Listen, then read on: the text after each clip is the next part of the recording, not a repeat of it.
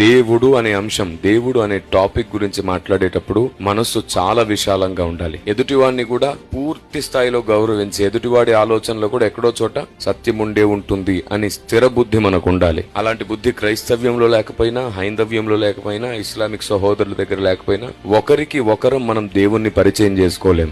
అవమానించుకుని, నిందించుకుని, తిరిగి ఒకరినొకరం కవర్ చేసుకుని ego hot అవుతూనే బతికేస్తాం. సమాజానికి నేను చెప్పేది అదే. ఒకరినొకరిని వ్యక్తిగతంగా దూషించినంత వరకు ఎప్పుడు సత్యము స్థాపించలేం. అసలు నేను మళ్ళీ చెప్తున్నాను, ఎవరైనా ఎవరినైనా సరే అనవసరంగా వ్యక్తిగతంగా దూషించి మాట్లాడుతున్నారు, అవమానిస్తున్నారు, హేళన చేస్తున్నారంటే వారిలో దైవమే లేదు, వారిలో దైవత్వమే లేదు, వారిలో సత్యం లేదు, వారిలో జ్ఞానం లేదు, వారిలో సంస్కారం లేదు, వారిలో మంచితనం లేదు, వారిలో భక్తి సాధన లేదు. సమాజానికి పనికిరారు. వివాదాలకు, గొడవలకు అంతే. వారికి దేవుడు అర్థం కాలేదు. కేవలం అక్షరం మాత్రమే అర్థమైంది. నేనంటాను, అక్షరం నిన్ను చంపేస్తుంది, ఆత్మే నిన్ను జీవింపజేస్తుంది.